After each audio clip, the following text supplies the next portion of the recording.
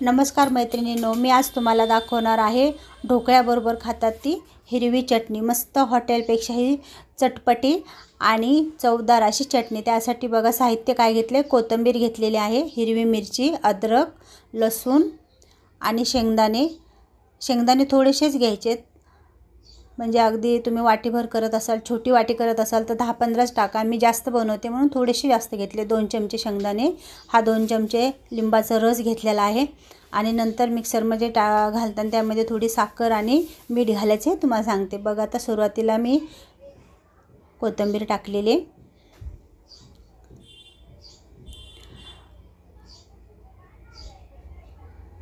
नंतर हिरवी मिरची टाकले। हिरवी मिरची तुमच्या आवडीनुसार टाका। तुम्हाला जर तिखट कमी लागत असेल तर 2-3च मिरच्या घाला। माझ्या घरात तिखट खातात म्हणून मी जास्त मिरची टाकलेला आहे।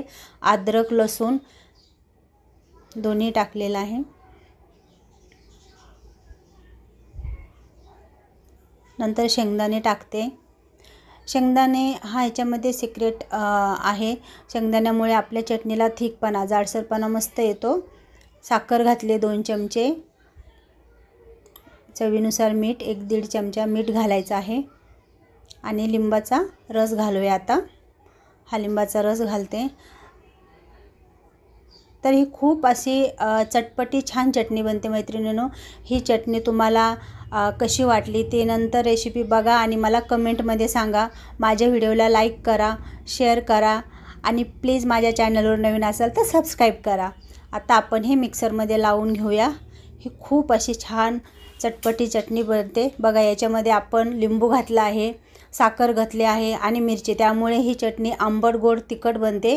हे आपण डोश्यासोबत खाऊ शकतो, इडलीसोबत खाऊ शकतो। बघा हा काय मस्त वास येतोय आणि हिरवीगार अशी झाली की नाही मस्त हॉटेलसारखी, आणि चव हॉटेलपेक्षाही सुंदर लागते। घरात बनवतो ऑब्वियसली, आपलं सगळं आपण स्वच्छता वगैरे पाळून हे बनवतो आणि त्याच्यामुळे खूपच छान लागते। मुलांना तुम्ही फटाफट हे खायला देऊ शकता। भाजी नसेल घरात तर किती छान वाटते ना बघा चटणी। आणि फ्रीजमध्ये ठेवा, 2 ते 3 दिवस आरामात